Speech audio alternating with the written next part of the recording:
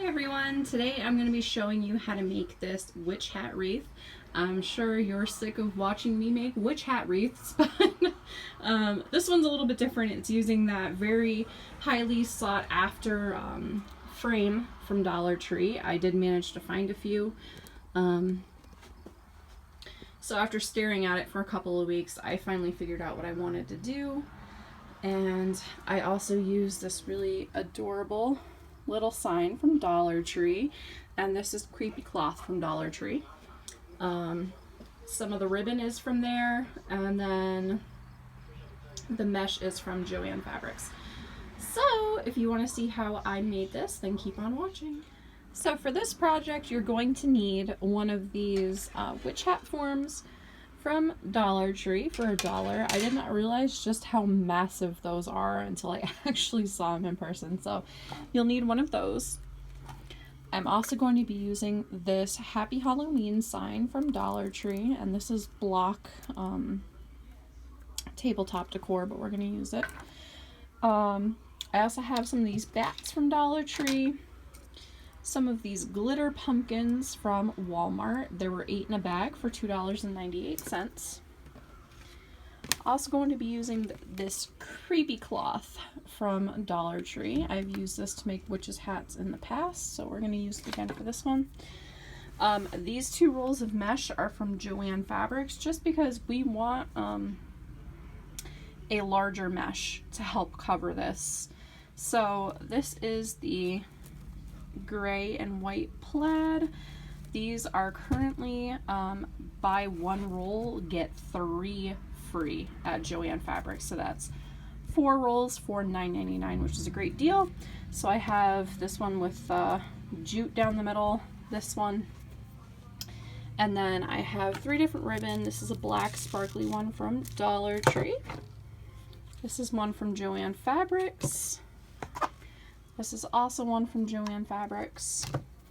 And as always, we're going to need a rotary cutter, some scissors, a hot glue gun, and tinsel stems, which I have not taken out yet. So let's get started. Alright, so we're going to start this wreath out by covering that's the top of the hat, the body of the hat, I guess we'll call it, with the creepy cloth. The easier way to have done this would have been to buy 2 creepy cloths, but my store only had 1, so that's all I could purchase, and I didn't have any left in my stash from last year. So all I'm going to do is come right to this tip right here, bunch this creepy cloth up. We're going to go through the top. I'm going to twist it around so it'll stay in that location, and then I'm going to take this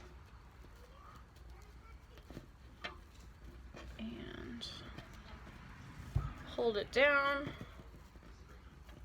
and twist. So now this creepy cloth is secure at the tip of our wreath form. So what I'm going to do is lay this out flat.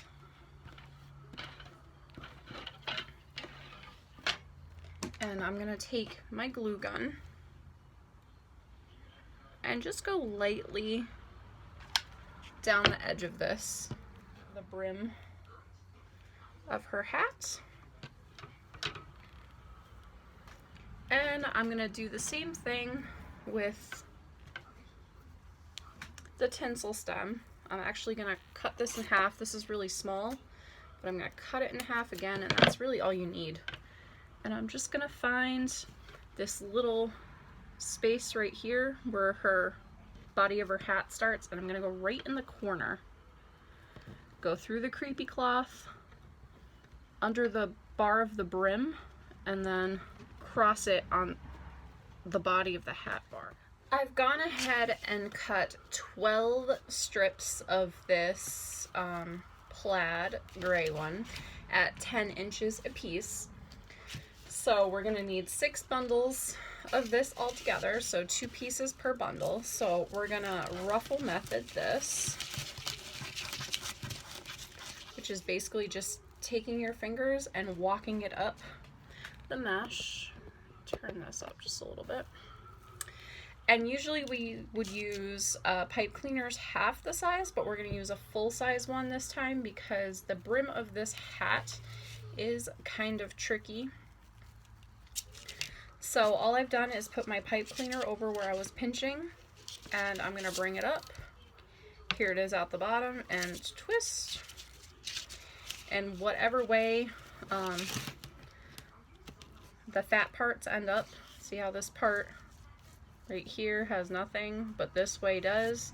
That's the way that you want your pipe cleaner to end, because we're going to make another ruffle and then we're going to turn it the other way. So lay your mesh flat, put your fingers in the middle, use your thumbs to secure it down, and walk it up the middle. And there we go. And then we're gonna put this the opposite direction so it makes it really full. So we're gonna make 6 of these. Now we're gonna do our other bunches. So we have 6 bunches of the ruffles, and now we're gonna want 5 bunches of curls. So the way that I do curls is I cut it just long enough so it'll roll up. So usually about 4 inches. So you're gonna need 2 cuts per bunch.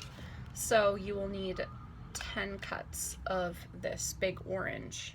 All right, so I have 10 pieces cut of this, 5 pieces cut of the pumpkin, and 5 pieces cut of the sparkly Dollar Tree black mesh. So what I'm gonna do is just roll this. It's really that simple. So I'm just gonna hold it between my 2 fingers, roll. So now I have that, and I'm gonna take the piece of the black sparkly ribbon, find the center, and walk my fingers up it like we do making our ruffles. So there's that one. And then we'll do the same thing with the pumpkin and place that on top. So now we have this, and again we're going to be using full length tinsel stems. I've gone ahead and put the tinsel stem directly over the top of it. I'm going to pull it up so we have this now, and I'm going to twist. So now we have a bundle. So I'm going to make 5 of these. All of the bunches are now made. So what we want to do here is alternate our bunches. We're going to start with a ruffle bunch, and I'm going to put this through here like this. So this is coming through here. I'm going to pull it all the way to the tip. I'm going to wrap it around a couple of times on each bar, and then come underneath and turn it so it is actually secure on there. I feel like this is going to be a little bit tricky because the bars are spaced so far apart on these. I'm going to take a orange bunch and secure it on. Ruffle.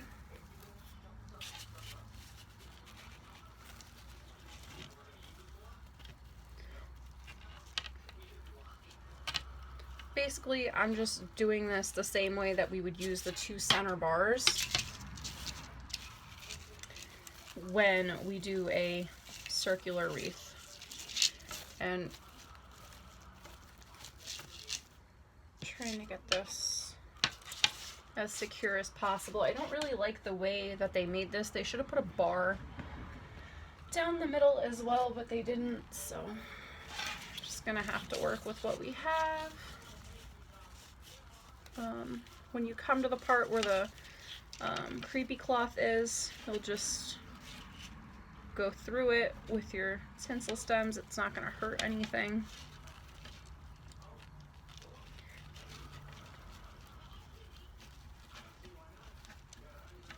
Can you see what I'm doing? So I'm going to finish this pattern all the way to the end of the wreath, and we should finish with a big ruffle bunch down here. So let's work on the embellishment that's going to go at the top of her hat, because it does look a little bland. So I'm just going to alternate this. We'll do sparkly pumpkin, sparkly pumpkin, sparkly. Lay it all on top of each other, find the center, and pinch up with your fingers so you get this. And we're going to take half of a pipe cleaner this time. And twist so we have a funky little bow. This wreath will need a hanger attached to it because you can't get it to hang just on the tip of her hat. So all I've done is taken a pipe cleaner, secured it around a piece of ribbon, and I'm gonna thread this through the creepy cloth until it comes out the other end, kind of like a makeshift needle, so I can pull some ribbon through to make a hanger. So this is what it's looking like right now. I haven't glued the sign down yet. I'm just placing things. Here's a little bat right in the center of our bow. And these bows are really the easiest things to make. I'm not the biggest fan of this frame, but I bought them, so I'm going to use them. I think it's cute. I think I'm just partial to the smaller ones, so I'm going to go ahead and get this glued down, and that'll be the end of the wreath. Really, it was quite simple, but it's just that you need a wider mesh to really cover this properly. So, thanks for watching, guys.